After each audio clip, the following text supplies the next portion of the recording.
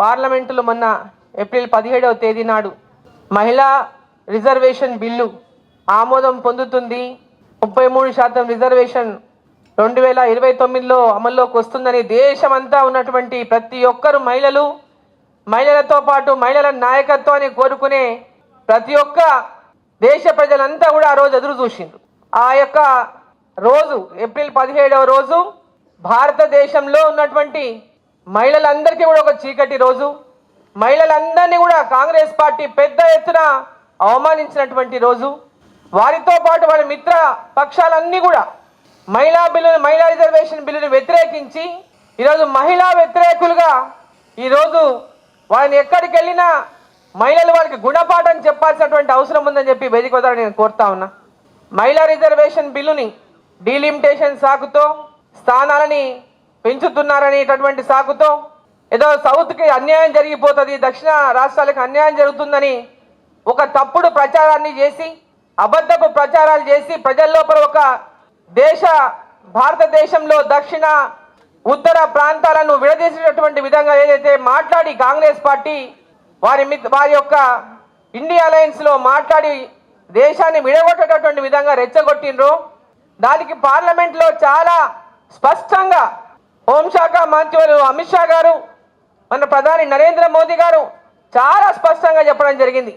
ఈ యొక్క స్థానాల పెంపు విషయంలో, పార్లమెంటు స్థానాల పెంపు విషయంలో, డీలిమిటేషన్ విషయంలో దాదాపు 54 సంవత్సరాల కిందట ఈ పార్లమెంటు స్థానాల 543 అయినాయి. ఆ రోజు 57 కోట్ల జనాభా ఉన్నప్పుడు ఆ సంఖ్య 543 పార్లమెంటు మెంబర్ల సంఖ్య ఉంది. ఈరోజు 140 కోట్ల జనాభా ఉంది భారతదేశంలో. జనాభాకు అనుగుణంగా మనకు ప్రాతినిధ్యం కూడా పెంచుకోవాల్సినటువంటి అవసరం ఉన్నదని మహిళా రిజర్వేషన్ బిల్లుతో పాటుగా స్థానాల పెంపు ఏ రాష్ట్రానికి కూడా అన్యాయం జరగకుండా దక్షిణ ప్రాంతాలకు కానీ ఉత్తర ప్రాంతాలకు కానీ అన్ని రాష్ట్రాలకు కూడా సమానమైనటువంటి విధంగా ప్రాతినిధ్యం లభించేటటువంటి ఒక రిఫార్మ్స్ తీసుకొచ్చి ఒక ఫార్ములా తీసుకొచ్చి డీలిమిటేషన్ కనుక చేస్తే ఈ ప్రాంతాలకు అన్యాయం జరగవద్దు, దక్షిణ ప్రాంతాల సీట్లు తక్కువ కాకూడదు, కోల్పోవద్దు అనేటటువంటి ఆలోచనతో ఒక మంచి సహృదయంతో దేశమంతా ఒక్కటే అన్ని రాష్ట్రాల్లో సమన్యాయం ఉండాలని వారు ఒక గొప్ప ఫార్ములాతో ముందుకొస్తే ఈ యొక్క క్రెడిట్ అంతా ప్రధానమంత్రికి అక్కడికి ఎక్కడ పోతుందో, ఎన్డీఏ ప్రభుత్వానికి ఎక్కడ పోతుందో, మహిళా రిజర్వేషన్ బిల్లు పెద్ద ఎత్తున ఇన్ని స్థానాలు పెంచితే పెద్ద ఎత్తున రాజకీయాలకు అనేక మంది యువతకు మహిళలకు అవకాశాలు వస్తే రేపు వాళ్ళకి భవిష్యత్తులో ఏ విధమైనటువంటి భవిష్యత్తు ఉందని ఒక భయంతోనే వారు కనుక నిజంగా దీన్ని సానుకూలంగా కనుక ఆమోదించినట్టుంటే ప్రధానమంత్రి నరేంద్ర మోదీ గారు చెప్పినట్టు 2023లో మహిళా రిజర్వేషన్ బిల్లుని ఏ విధంగా అయితే అందరూ ఆ రోజు ఆమోదించి మరి ఎలక్షన్లకు పోయినామో మహిళలందరూ అందరినీ ఆదరించిండ్రు కాబట్టి మీకు సీట్లు పెరిగినాయి ప్రతిపక్షాలకు కూడా. ఇప్పుడు కూడా మీరు అదే పని చేసి ఉంటే మన అందరినీ కూడా సమానంగా చూసేవాళ్ళు ప్రజలైనటువంటి మహిళలు కూడా అని చెప్పినటువంటి మాట ఓసారి అన్ని గుర్తుపెట్టుకోవాలి అందరూ.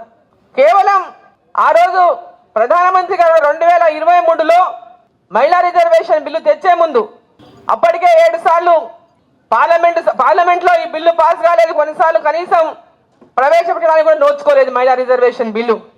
సోనియా గాంధీ గారు ఏఐసిసి అధ్యక్షులుగా యూపీఏ చైర్పర్సన్గా ఉన్నప్పుడు కూడా మహిళా రిజర్వేషన్ గురించి వారు హామీ ఇచ్చినప్పటికీ కూడా 2010లో నామమాత్రంగా కేవలం ఏమేదో ప్రయత్నం చేశామని చెప్పుకోవడానికి మాత్రమే చేసిరు తప్ప చిత్తశుద్ధి లోపించినందువల్లే 2014 వరకు వాళ్ళకి అధికారంలో ఉన్న మహిళా రిజర్వేషన్ బిల్లును వాళ్ళు ప్రవేశపెట్టలేకపోయిన, రిజర్వేషన్ అందించలేకపోయినారు. 2014లో నరేంద్ర మోదీ గారు ప్రధానమంత్రి అయిన తర్వాత వారు చిత్తశుద్ధితో మహిళలకు మేము మాట ఇచ్చినాం, తప్పకుండా మహిళా రిజర్వేషన్ బిల్లు తీసుకొస్తామని 2024 ఎన్నికల ముందు 23లో అన్ని పార్టీలను సమన్వయం చేసుకొని మరి ఈ యొక్క మహిళా రిజర్వేషన్ బిల్లు ఎంత కాలంగా మహిళలు ఎదురు చూస్తూ ఉన్నారు, ఈ బిల్లును మనం అందరం కూడా కలిసి పాస్ చేసుకోవాలని సరైన సమయంలో వారు ఆ బిల్లును తీసుకొచ్చి మరి మహిళా రిజర్వేషన్ బిల్లుని మరి నారీ శక్తి వందన అధినియం బిల్లుని పార్లమెంట్లో పాస్ చేయించారు. మరి 24లో అమలు చేయలేకపోయినాం. డీలిమిటేషన్ తర్వాత అంటే మళ్ళీ ఈ రిజర్వేషన్లు ఆలస్యం అయితే మహిళలకు కాబట్టి డీలిమిటేషన్లో సీట్లు కూడా పెద్ద ఎత్తున సౌత్కు నష్టపోతాం కాబట్టి అవన్నీ జరగకుండా ఈ దేశమంతా ఒకే సమన్యాయంతో అందరూ ఆ ప్రాంత భేదాలు లేకుండా ఉన్నట్టు మంచి ఆలోచన చేస్తే దాన్ని జీర్ణించుకోలేక సహించుకోలేక అనేక రకాల అబద్ధాలు, అనేక రకాల అపోహలు, అనేక రకాల అనుమానాలతో దేశ ప్రజలనంతా కూడా ఎన్నో రకాలుగా అబద్ధాలు చెప్పి మోసం చేయడానికి ప్రతిపక్షాలన్నీ కూడా పార్లమెంటులో వాళ్ళు చేసినటువంటి తీరు, మాట్లాడిన పద్ధతి, అక్కడ ఉన్నటువంటి మహిళా సభ్యురాళ్ళు కూడా, మహిళా సభ్యురాలు అందరూ కూడా వాళ్ళ పార్టీ వాళ్ళు బయటకు వచ్చి ఒకటి మాట్లాడతారు, సీట్లు పెరగాలి, ఈ రిజర్వేషన్ రావాలి అని లాబీలలో మాట్లాడతారు. లోని పోయినాకనేమో వాళ్ళు ఏం చెప్తుంది, లోపల ఏం చేయాలి, మేము తప్పదు మా పార్టీ ఇదని. సో ఎవరికి ఇష్టం లేకపోయినా కొందరికి ఉన్నటువంటి కష్టంతోనే ఈరోజు వారు కూడా వాళ్ళ పార్టీలకు అనుగుణంగా వచ్చే ఈ బిల్లుకు ఆమోదం తెలపలేకపోయింది. కానీ మనస్ఫూర్తిగా ప్రతి ఒక్కరికి కూడా ఈ స్థానాలు పెరగాలి, పార్లమెంట్ స్థానాలు పెరగాలి, మహిళా రిజర్వేషన్ బిల్లు రావాలని పెద్ద ఎత్తున పార్లమెంటులో పెద్ద ఎత్తున బయట చర్చ జరిగిన విషయాన్ని తెలియజేస్తా ఉన్నా. ఆ రోజు ఏదైతే వాళ్ళు బల్లలు తెరిచి బిల్లు ఆమోదం పొందలేదనగానే రాహుల్ గాంధీ గారు కానీ అటు ఉన్నటువంటి వాళ్ళ పార్టీ నాయకులు కానీ ఏదో పెద్ద సెలబ్రేషన్ అయినట్టు, మహిళా రిజర్వేషన్ బిల్లు రాకపోతే వాళ్ళకి సెలబ్రేషన్ అంటే, మహిళలకు రేపు చట్టసభల్లో వాళ్ళకి అవకాశాలు రాకపోతే వీళ్ళు సెలబ్రేషన్ అంటే, మహిళల పట్ల వాళ్ళకు ఉన్నటువంటి గౌరవం ఎంతనో అక్కడనే తెల్లమైంది. మహిళా రిజర్వేషన్ బిల్లు మీద చిత్తశుద్ధి లేదు, మహిళలకు రాజకీయాల్లోకి రావాలంటేటువంటి వాళ్ళకి చిత్తశుద్ధి లేదు. కేవలం మేముంటే చాలు, ఇంకొక మహిళ ఎవరు కూడా ముందు రావద్దు, రాజకీయాల్లోకి రావద్దు, చట్టసభలోకి రావద్దు అనేటువంటి విధంగా ఆ రోజు అన్ని పక్షాలు ఉన్నటువంటి నాయకులు, వాళ్ళ కుటుంబ సభ్యులు అందరూ ఒక్కొక్కరు ఇద్దరు ముగ్గురు ఉన్నారు సభలలో, ప్రతి ఒక్కరి దగ్గర వాళ్ళ మహిళలు ఉన్నారు. మళ్ళా మరి వాళ్ళు మాత్రమే ఉండాలి, ఇంకొకరు రాకూడదనేటువంటి విధంగా వ్యవహారం చేసిన తీరును ప్రతి ఒక్కరు కూడా దేశంలో ఉన్నటువంటి మహిళలందరూ కూడా ఈరోజు ఈ మహిళా రిజర్వేషన్ బిల్లును తప్పకుండా 2029లో అమలు చేసే దిశగా తప్పకుండా నరేంద్ర మోదీ గారు మహిళా పక్షపాతిగా మహిళల కోసం ఆయన చేస్తున్నటువంటి అనేక కార్యక్రమాలు, మహిళల కోసం ప్రధానమంత్రి అయినప్పటి నుంచి కూడా ఇంతకుముందు అందులో వివరించి నా గొంతు బాలేదు ఎక్కువ, మన దాని దృష్టి మహిళల కోసం అనేక పథకాలు, స్వచ్ఛ భారత్ దగ్గర, టాయిలెట్స్ దగ్గర నుంచి, ఉజ్వల గ్యాస్ దగ్గర నుంచి, ఇళ్ళ దగ్గర నుంచి, ముద్ర లోన్ల దగ్గర నుంచి, బేటీ బచావో దగ్గర నుంచి అన్ని పథకాలు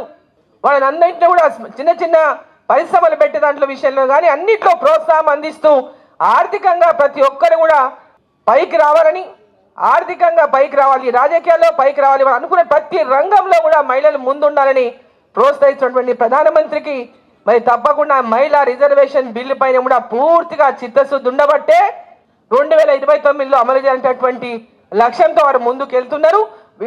మొన్న వీరు పార్లమెంటులో మేమేదో చాలా పెద్ద సక్సెస్ అయినామని చెప్పి ప్రతిపక్షాలు మాట్లాడుకుండొచ్చు, కానీ మీరు పక్కా ఫెయిల్యూర్ అయినారు ప్రజల లోపల, మీరంతా ప్రజల లోపల ఫెయిల్యూర్ అయిన విషయాన్ని కూడా గుర్తుంచుకొని ఈ మహిళా రిజర్వేషన్ బిల్లుకు నరేంద్ర మోదీ గారు 2029లో మహిళలకు రిజర్వేషన్ ఇచ్చి తీరుతారు.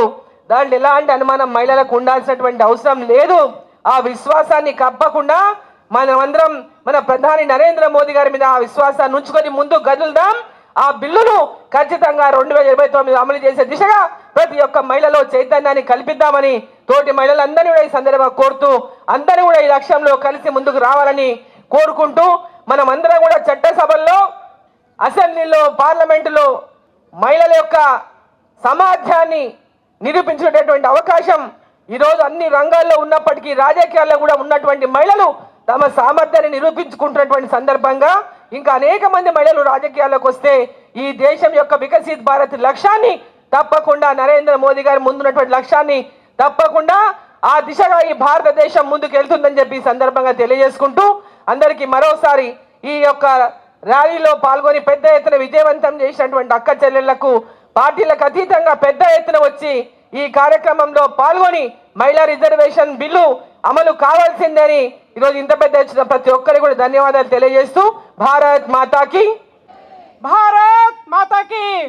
నరేంద్ర మోదీ గారు 2023లో పార్లమెంట్ సెషన్లో 33% రిజర్వేషన్ అక్కడ సమావేశాలు ఏర్పాటు చేసే ముందట మాకు జాతీయ స్థాయిలో ఒక మహిళా మోర్చా సమావేశం జరిగింది అస్సాంలో మహిళా మోర్చా సమావేశం జరిగితే అప్పుడు నేను రాష్ట్ర అధ్యక్షురాలుగా ఆ అస్సాం సమావేశానికి వెళ్ళినప్పుడు మన తెలంగాణ నుంచే మొట్టమొదటిసారిగా మనము తెలంగాణ మహిళా మోర్చా తరఫు నుంచి ప్రపోజ్ చేశాము. మనకి 33% రిజర్వేషన్ ఈసారి మోదీ గారు కనుక ప్రవేశపెట్టినట్టయితే భారతదేశంలోని మహిళలందరూ కూడా చాలా ఆనందంతో ఉంటారు, మంచి హర్షాన్ని వ్యక్తపరుస్తారు, చట్టసభల్లో మహిళల రాజకీయ ప్రాతినిధ్యం పెరుగుతుందని చెప్పేసి ఒక లెటర్ని మనము మన జాతీయ అధ్యక్షురాలు మహిళా మోర్చా జాతీయ అధ్యక్షురాలు శ్రీమతి వనతి శ్రీనివాసన్ గారికి అధికారికంగా మనం ఇవ్వడం జరిగింది. ఇచ్చిన తర్వాత వెంటనే నెక్స్ట్ పార్లమెంట్ సెషన్లో 2023లో నరేంద్ర మోదీ గారు దానికి ప్రపోజ్ చేశారు. చేసిన తర్వాత వనతి శ్రీనివాసన్ గారు చాలా అభినందించారు. ఈ విషయంలో తెలంగాణ నుంచి మాత్రమే వచ్చింది, వేరే ఎక్కడి నుంచి రాలేదనే విషయాన్ని అభినందించారు. అదేవిధంగా ఇవాళ ఈ చట్టసభల్లో 33% అప్పటి దేవగౌడ ప్రభుత్వం సంకీర్ణ ప్రభుత్వం నిర్ణయం తీసుకున్న తర్వాత దాన్ని ఏదో సూచన ప్రాయంగా ప్రవేశపెట్టినట్టు చేసి దాంట్లో సీట్లు ఎక్కువ పెరిగితే కనుక బాబ్ డేర్ వాళ్ళు వస్తారు, లేకపోతే వేరే మహిళలు వస్తారు, సీట్ల సంఖ్య పెంచాలి, పెంచినప్పుడే రిజర్వేషన్ పెంచాలని అనేక రకమైన తప్పుడు నిర్ణయాలు తీసుకొని అప్పుడు ఈ మహిళా బిల్లుని వ్యతిరేకించారు. తర్వాత వాజ్పేయి గారి ప్రభుత్వం 4 సార్లు ప్రవేశపెట్టింది ఇది. అంటే అప్పటి నుంచే మనకి కమిట్మెంట్ ఉన్నది మహిళా రిజర్వేషన్ బిల్లు పైన అన్నది మనము చాలా స్పష్టంగా తెలుసుకోవాలి. భారతీయ జనతా పార్టీ ఏదైనా చేయదలిస్తే చేసి చూపిస్తుందని నరేంద్ర మోదీ గారు స్పష్టంగా తెలియజేశారు.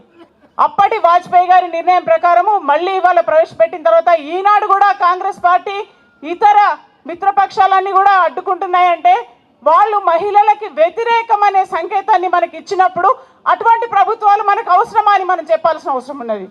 ఆ ప్రభుత్వాలకి గుడ్ బై చెప్పాలంటే ఇవాళ తెలంగాణ రాష్ట్రంలో ఉన్న మహిళలందరూ కూడా కాంగ్రెస్ పార్టీకి ఓటు వేయకుండా ఇంట్లో అన్నం పెట్టుడు బంద్ చేయాలి. ఇవాళ తెలంగాణ రాష్ట్రంలో ఇచ్చిన 6 గ్యారంటీలు ఎప్పుడు కూడా నెరవేర్చలేని ఈ ప్రభుత్వము ఈ దేశంలో అధికారంలోకి వస్తే ఏనాడు మహిళలకి ఎప్పుడు వ్యతిరేకిస్తున్నట్టే మనం అనుకోవాలి. ఇటువంటి పరిస్థితుల్లో నరేంద్ర మోదీ గారు 100 వ్యతిరేకించిన ఎలా మద్దతు కూడగట్టుకుంటారో, ఏ రకంగా బిల్లు ప్రవేశపెడతారో, ఏ రకంగా చేసి చూపిస్తారో మనందరికీ తెలుసు. ఖచ్చితంగా మనకు రాబోయే రోజులన్నీ మంచి రోజులే. మనం అందరం కూడా చట్టసభల్లోకి వెళ్ళడానికి ఖచ్చితంగా ఒక మంచి నిర్ణయం రాబోతుంది మన ముందు అని చెప్పేసి తెలియపరుస్తూ నమస్కరిస్తూ ముగిస్తున్నాను. భారత్ మాతాకి